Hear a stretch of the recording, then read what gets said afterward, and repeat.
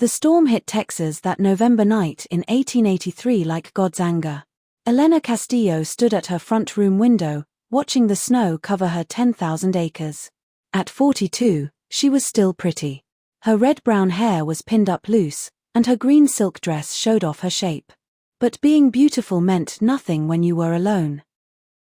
Then she saw him. Thomas Sullivan, her youngest ranch worker, fighting through the snowstorm toward the main house. He was 24 years old, pure and good, everything her dead husband never was. He knocked. She opened the door. "Mrs. Castillo, the cattle are safe." "Thomas, you're freezing cold." Their eyes met. Something passed between them that had nothing to do with cattle or storms. Everything to do with hunger, the kind that eats at your soul for years. She gave him coffee with shaking hands. He sat by her fire, snow melting from his dark hair.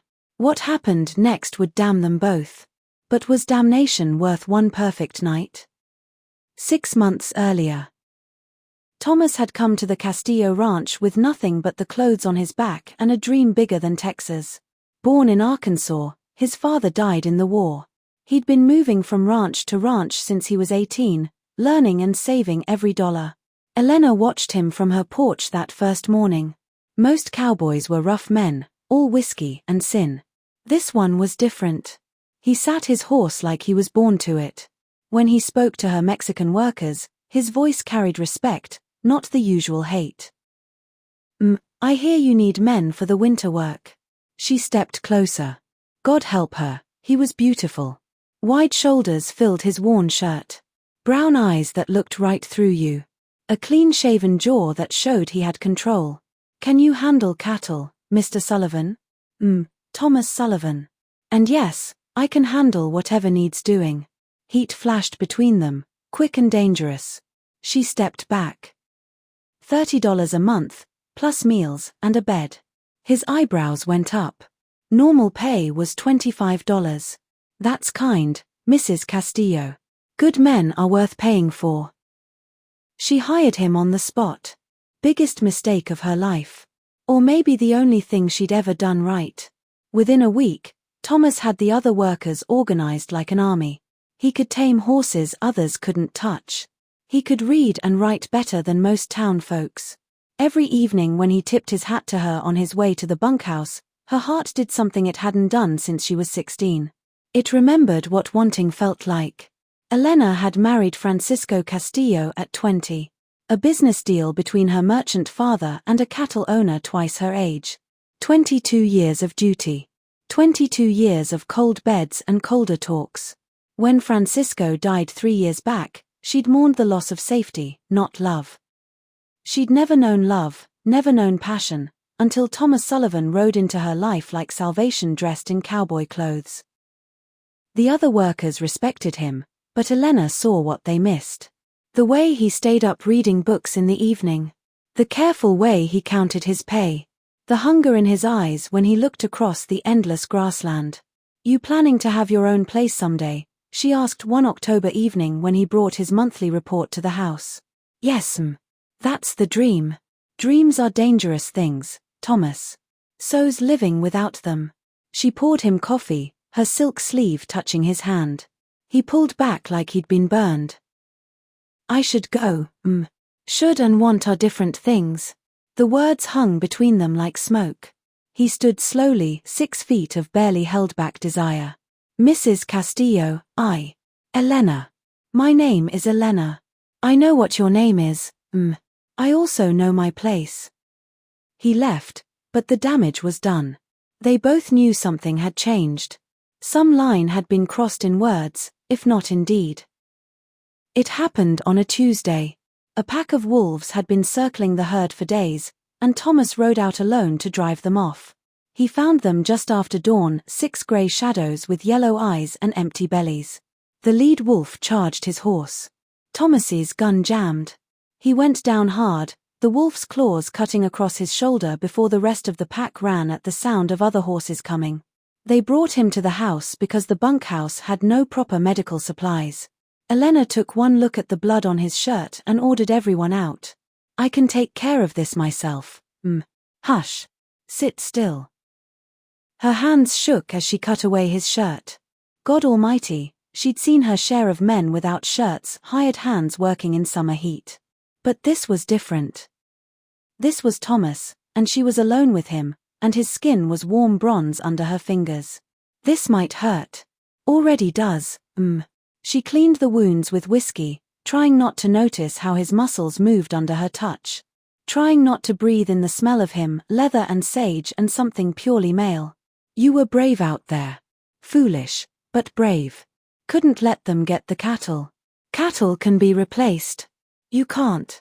Their eyes met. His breathing changed. Mrs. Castillo. Elena. She was wrapping his shoulder now, her face inches from his. Please, just once, say my name. I shouldn't. Say it. Elena. The word fell between them like a stone into still water. Ripples everywhere. She finished the bandaging in silence, very aware of every breath, every movement. When she was done, she should have stepped away, should have called for someone to help him back to the bunkhouse. Instead, she stayed, her palm flat against his chest, feeling his heartbeat race. You're a dangerous man, Thomas Sullivan. No, you're the dangerous one. He stood slowly, careful of his bandaged shoulder. For a moment they were toe-to-toe, her hand still on his bare chest, both of them breathing hard. If I was a different kind of woman. You're exactly the kind of woman you should be. And if you were a different kind of man, I'd still be wrong for you. But he didn't move away. Neither did she. The other workers are talking, she whispered. I know. Pastor Rodriguez asked me yesterday if I was being right with my boss. And what did you tell him? I told him to mind his own damn business. Thomas smiled then, the first real smile she'd seen from him. It changed his whole face. That's my girl. My girl. 2 words that made her knees weak. I should fire you for your own good. Send you away before people start talking more than they already are. Probably. But I won't. I know. Because I'm selfish and I'm lonely, and you're the first good thing that's happened to me in 20 years. Elena, don't. Don't say anything noble. Don't tell me this is wrong. I know it's wrong. I just don't care anymore. She stepped back then, smoothing her skirts with hands that still shook. Rest today. Doctor's orders. She ran to her room and cried. For her dead husband she'd never loved. For the life she'd never lived. For the man downstairs who was good enough to leave her be and fool enough to stay. That night she dreamed of wolf eyes and gentle hands and a voice saying her name like a prayer. When she woke, she knew she was lost. The question was, would Thomas Sullivan be her salvation or her damnation? The blizzard came down like judgment itself. Elena had sent the workers to town that morning. All except Thomas, who stayed behind to tend the animals closest to the house. The housekeeper, Mrs. Garcia, had left the day before to visit her sick daughter. They were alone. She tried not to think about it as she made dinner for one. Tried not to listen for his footsteps on the porch. Tried not to imagine what it would be like if he knocked on her door seeking shelter from the storm. When he knocked, her heart nearly stopped. The cattle are safe, but this storm's getting worse. Snow covered his shoulders like powdered sugar. His lips were blue with cold. Come in. Warm yourself by the fire. She poured coffee, whiskey, anything to keep her hands busy. He stood by the fireplace, steam rising from his wet clothes. You should get out of those wet things, she said, then immediately wished she hadn't said the words. I'll be fine, Elena. Elena, he said it soft, like he was tasting wine. The wind howled around the house, rattling windows. The fire popped and crackled. They sat in chairs across from each other, proper distance kept, but the air between them felt electric. Tell me about Arkansas, she said. Tell me about your family. Nothing much to tell. Pa died at Gettysburg. Ma took sick the winter after. Been on my own since I was 16. Is that why you haven't, she couldn't finish the question. Why I haven't been with a woman? His eyes found hers. Maybe.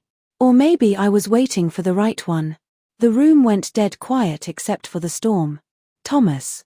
I know what you're going to say. Do you? You're going to tell me I'm too young? That you're a respectable widow? That people would talk?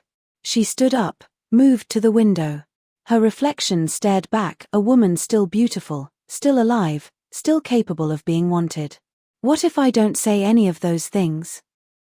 She heard him rise, felt him move behind her. Not touching, but close enough that she could feel his warmth. Then I'd say you're the bravest woman I ever met. Or the most foolish. Maybe they're the same thing. She turned. They were inches apart now. His hand came up slowly, cupped her cheek. We can't.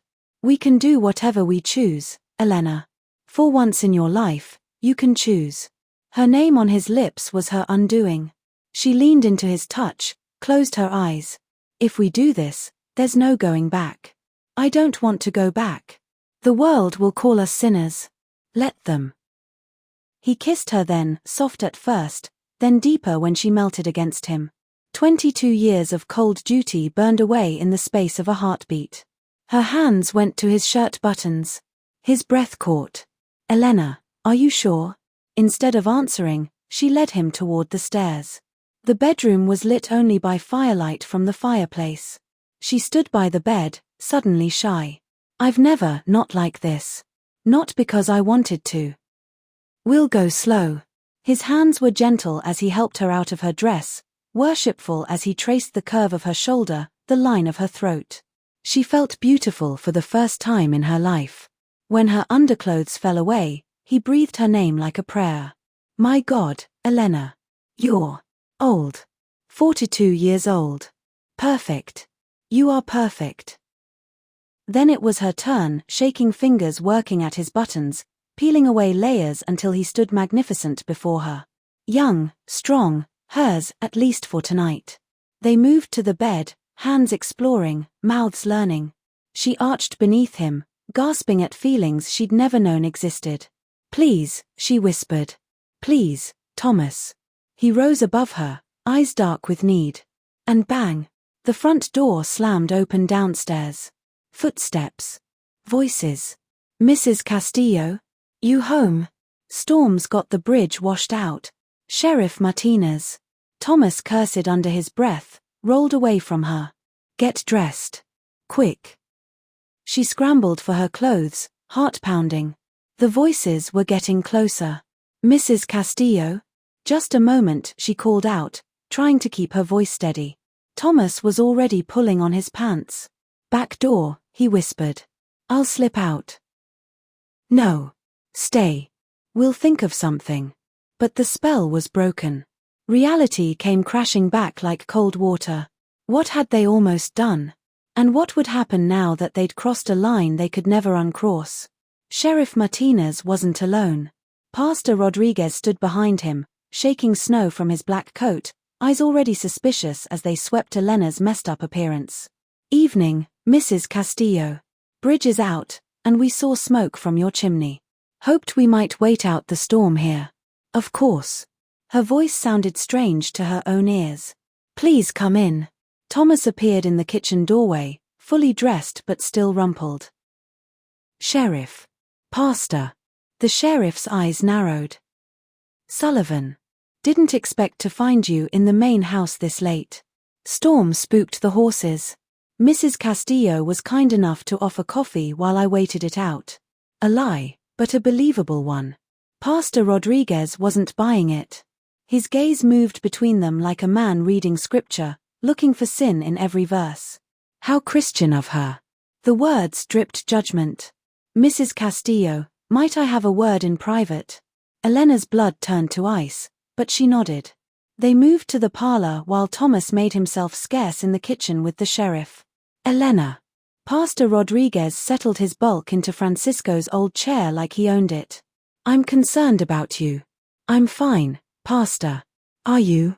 Living alone out here with only hired men for company. It's not natural. I'm perfectly capable of managing my own affairs. I'm sure you are. But appearances matter. Reputation matters. And lately, people have been talking. Here it came. Elena lifted her chin. Talking about what? About you and that young cowboy. The way you look at him. Special treatment. Paying him more than the others. Thomas Sullivan is an exceptional worker. He deserves exceptional pay. I'm sure he's gifted. But Elena, you must understand how this looks. A woman of your station, unmarried, showing favoritism to a man half your age. He's 24. I'm 42. Hardly half my age. Close enough to raise eyebrows and tongues. Pastor Rodriguez leaned forward, voice dropping. Morales from the bank has expressed interest in calling on you. A good man. Stable. Appropriate. Banker Morales. 60 years old, soft around the middle, with dead eyes and breath like old leather. Everything Francisco had been, only worse. I'm not interested in remarrying. Perhaps not. But you should be interested in your reputation. In your place in this community. In your immortal soul. That last word hit like a slap. Elena stood. I think you should leave when the storm passes. Elena, please. I'm trying to help you. If you continue down this path. What path? Managing my ranch. Employing good workers. Don't play coy. I see how that boy looks at you like a starving man looks at a feast. And God help me, I see how you look back. Heat flooded her cheeks, but she held her ground. My private thoughts are between me and God. Thoughts become actions, Elena. And actions have consequences. If you're not careful, you'll lose everything. Your reputation. Your standing. Your property. Is one night of sin worth all that? One night. If only he knew how close he'd come to the truth. I think you've said enough. Have I? Because from where I sit, you're a hair's breadth from scandal. And scandals have a way of destroying lives. His life too. Remember that. Young man could be run out of Texas if the wrong people decide he's been inappropriate with his employer. The threat was crystal clear. Elena felt the walls closing in. In the kitchen, she could hear Thomas and the sheriff making awkward conversation about cattle and weather, normal things, safe things. The kind of things she and Thomas would never be able to discuss again without everyone looking for hidden meanings. Think about what I've said, Pastor Rodriguez continued. Morales is a good match. Respectable. It would quiet the talk. Give you security. Give you peace. Peace. The word tasted like ashes. When the storm finally passed near dawn, Elena stood at her window and watched them leave. Sheriff Martinez tipped his hat politely. Pastor Rodriguez gave her a long, meaningful look. Thomas emerged from the kitchen when they were gone. I should pack my things. No. Elena. You heard them. If I stay. If you go, they win. And if I stay, you lose everything. She turned from the window, met his eyes. Maybe everything I have isn't worth keeping if it means living a lie. Don't say that. Don't throw your life away for me. What life? 20 years of pretending to be something I'm not. Of doing what's expected instead of what's right? He crossed to her, took her hands. What happened last night? Didn't happen. Not completely. No. But it changed everything anyway. She nodded, because it had. There was no going back now. But going forward? That was about to get a whole lot more dangerous. Spring came late to Texas that year. By April, the wildflowers had finally bloomed across Elena's pastures, but she barely noticed their beauty anymore. Thomas was gone. He'd left on a cold March morning, 2 weeks after Sheriff Martinez returned with news that certain members of the community had expressed concerns about the inappropriate relationship developing at the Castillo Ranch. No formal charges, the sheriff explained. Just suggestions that it might be better for everyone if Mr. Sullivan found employment elsewhere. Elena had fought it, threatened to fire anyone who spread gossip about her affairs. But Thomas had made the choice for both of them. I won't let them destroy you, he'd said, loading his few possessions onto his horse. You deserve better than what they're offering. Better than what I can give you, too. She'd watched him ride away until he was just a speck against the horizon, then smaller, then nothing at all. 3 weeks later, she'd accepted banker Morales' proposal. Not for love, there would never be love again. Not for passion, she'd learned what that cost. But for peace. for the quiet that came with doing what was expected. The wedding was planned for June. But tonight, as she sat on her porch watching the sunset paint the sky the color of Thomas's eyes, a letter arrived. No return address. Just her name written in familiar handwriting. Elena. Working a ranch in New Mexico now. Saved enough to put money down on my own place. Small, but it's mine.